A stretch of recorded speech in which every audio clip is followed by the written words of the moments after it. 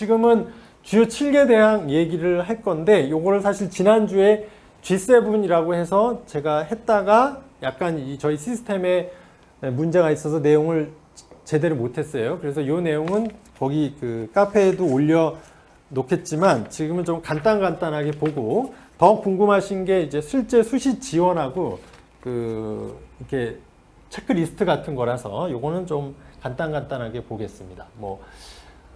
서울대는 핵심적인 것만 짚어드리면 직윤에서 100명 줄고 일반 전형에서 또 100명 줄어서 정시에서 200명이 늘었다. 이거 외에 큰 변화는 없고 다만 수능 최저학력 기준을 코로나로 인해서 이제 2등급 3개에서 3등급 3개로 이렇게 완화시켜줬죠. 이런 대학이 서울대학교, 서강대학교, 중앙대학교가 있습니다. 네. 그래서 이제 지방권 학교들이 유리해졌죠. 과거에는 직윤으로 지방권 학생을 뽑으려고 해도 지방의 전교 1등인데도 2등급 3개가 안 나와서 못 뽑은 애들이 한 100명씩 나왔습니다. 예. 근데 올해, 작년에도 그렇고, 요걸로 3등급 3개로 내려주니까 거의 다 뽑혔습니다. 예, 뽑혔습니다. 그 다음에 이제 일반 전형이 주로 강남권이나 특목, 자사고, 영재고 이런 학생들이 있으니까 내신 합격권이 1에서 4죠. 1에서 4입니다. 네. 그리고 서울대를 워낙 큰 학교고 과들이 많으니까 과를 뭘 써야 되느냐 이런 고민들을 하시는데 그 서울대학교 면접에 나오는 제시문에 그 답이 있다. 저는 이렇게 생각합니다. 일반 전형에서 어떤 과에는 무슨 영역의 과정을 묻느냐. 그게 바로 학과 선택하는 요령이 됩니다. 가령 여기 보시면 경영대학, 경제학부, 농경제, 소비자학 같은 경우는 이제 같은 그룹으로 묶을 수 있는 겁니다. 그런데 내가 좀 더, 그러니까 이거는 한 그룹으로 보시되 내신이 좋고 활동이 많을수록 경영을 쓰실 수가 있고 그 아래가 경제, 농경제, 사회, 그 아래가 이제 소비자 이런 식으로 나뉘는 겁니다. 그러니까 학생의 학생부에서 사회과학과 수학 쪽의 활동과 그쪽의 과목 성적이 우수하면 이런 과를 쓰시면 되고 인문학이나 사회과학 쪽 활동이 많으면 이런 과를 쓰시면 된다. 이렇게 학과 선택하는 요령은 일반 전형의 면접 제시문에 답이 있다. 이과들도 마찬가지입니다. 자연계열도 어떤 걸 집중적으로 물어볼 거냐에 그 학과 선택하는 요령이 있다. 이렇게 생각하시면 되겠죠. 다음으로 이제 연세대학교입니다. 연세대학교는 전형을 골고루 다 하는 학교입니다. 지금 고려대학교만 해도 논술이 없고 서울대도 논술이 없고 전형이 되게 단촐한데 연세대학교는 교과형, 종합형, 특기자형, 논술까지 1, 2, 3, 4를 다 운영하는 학교입니다. 변화는 어떤 게 있냐면 이제 추천형이 과거에는 면접형이었다. 그래서 서울대 직윤이라고 생각하셔도 되는데 올해는 이제 비교과나 자소서가 제외되니까 그 다음에 직윤의 인원보다도 더 적죠. 연세대학교 추천형의 인원이 더 적으니까 심지어 이제 서울대 직윤 됐는데 연세대 떨어지는 사례도 많이 있었습니다. 그리고 이제 또 달라진 거는 옛날에는 이제 추천형도 쓰고 학종으로도 쓸 수 있었는데 지금은 못 씁니다. 중복 지원 불가. 요거를 중요하죠. 다음에 이제 학종 국제형과 특기자 전형 이렇게 있습니다. 그건 이제 아까 제가 UIC에서 자세히 말씀드렸으니까 연세대학교에서는 요 페이지만 기억하시면 될 것 같습니다. 네, 이렇게.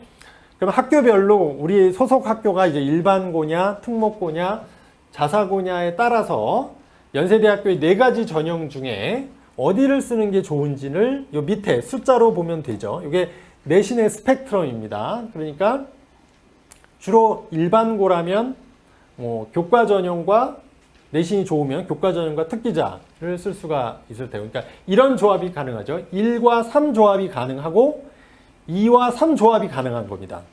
1과 2는 불가능해요. 중복이 안 된다는 말씀이니까요. 그래서 자신의 소속 학교랑 내신의 스펙트럼, 이게 내신 스펙트럼입니다. 네. 에 따라서 어떻게 배분하느냐, 전형 간에 어떻게 중복할 것이냐. 일단 논술은 학교든 내신이든 상관하지 않고 지원할 수가 있겠죠. 왜냐하면 논술은 학생부가 안 들어가요. 학생부가 안 들어가고 논술 100이니까. 이놈은 그냥 옵션입니다. 옵션 그냥 하는데 중복 지원 여부도 많이 물으셔서 제가 예, 보여드리겠습니다. 지금 다 조사했습니다. 서울대부터 중경외시까지 교과 전형과 학교는 뭐의 줄임말이냐면 학생부 교과 전형을 말하고 학종은 학생부 종합 전형 간 중복 지원 가능 주요 11개 대학. 서울대 안 됩니다. 직윤하고 일반 같이 못 쓰잖아요. 다 아시고 연세대가 작년까지 동그라미였는데 X가 됐고 네.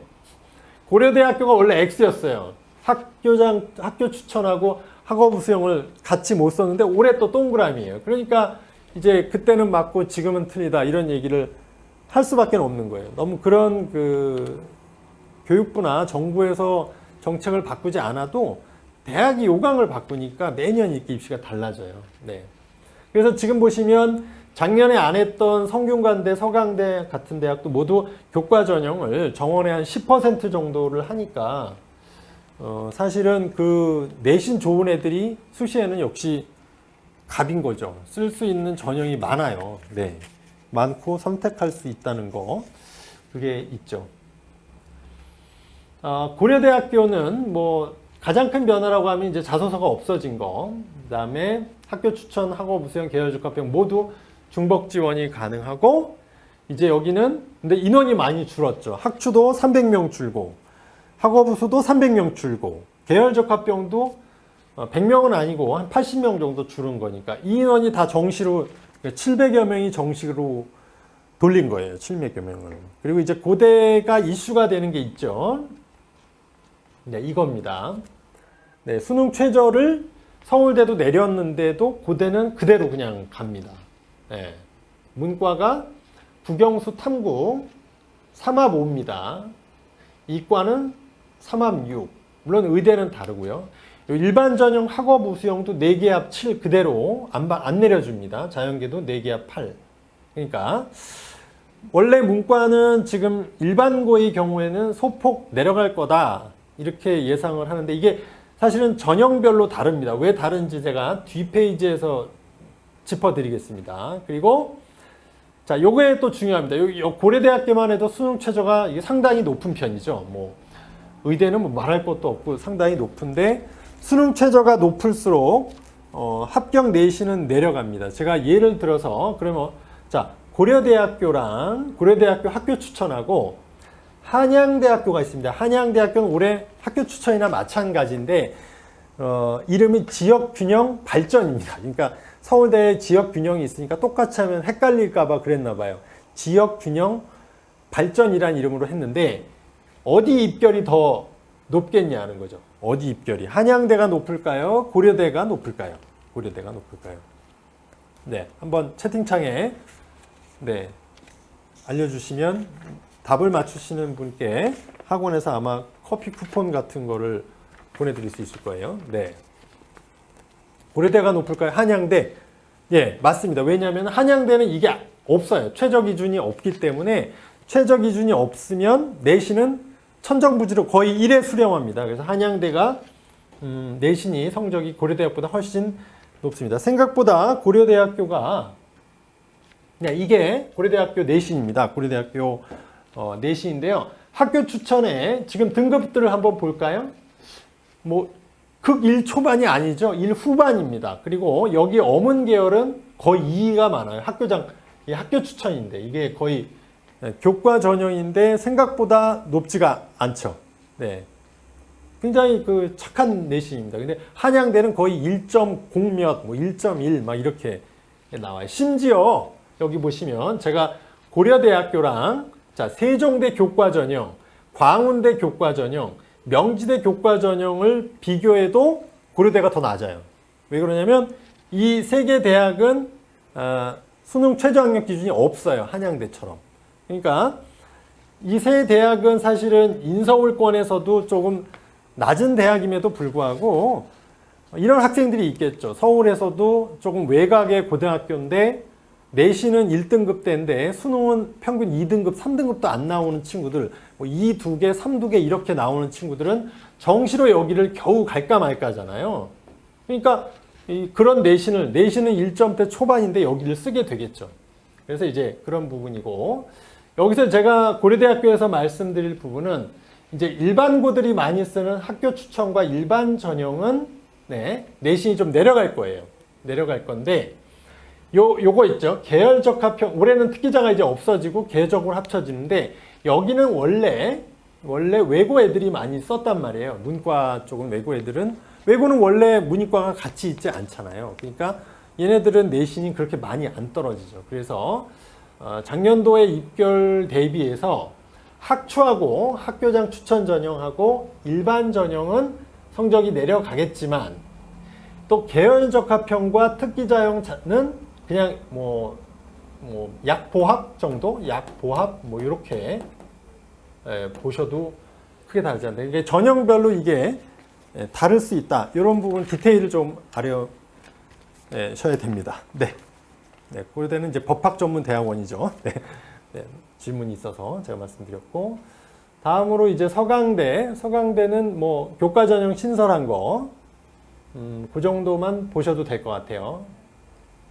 그리고 성균관대도 교과 전형 신설이 됐죠. 한 10%씩 신설이 됐고, 그리고 이제 논술 전형에서 원래는 성균관대가 제일 내신의 영향이 덜 했는데 작년 대비 올해 보시면 꽤 데미지가 있어요. 작년에는 1등급은 30점이고 논술에서 6등급이 29점밖에 안 깎였어요. 내신이. 그러니까 1점 차이밖에 안 나니까 거의 내신이 반영이 안 되다시피 했는데 올해는 1등급이 이제 40점이고 6등급이 이제 30점, 10점이나 깎이니까 영향력이 상당히 커졌죠. 그래서 내신이 나쁘면 무조건 논술을 쓰면 성대를 쓰라고 얘기를 했다가 요즘에는 서강대 쓰라는 얘기를 많이 합니다.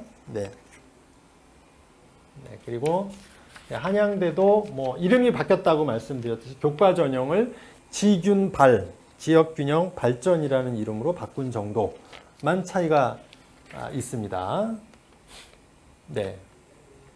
그리고 요건 이제 아까 보신 거니까 넘어가고요. 이화여대는 까진 보겠는데 G7 대학 중에서 가장 변화가 없는 일관성 있고 지조가 있는 대학이다. 그런 얘기를 합니다. 인원만 살짝 변하고 나머지 변화가 거의 없습니다. 추천 인원 변경은 이거는 요강 보시면 되는 거고요. 나머지는 변화된 게 거의 없습니다. 논술 전형에서 한 150명 감소한 거 이런 정도만 변화고요. 거의 변화가 없는 대학이라고 볼 수 있습니다.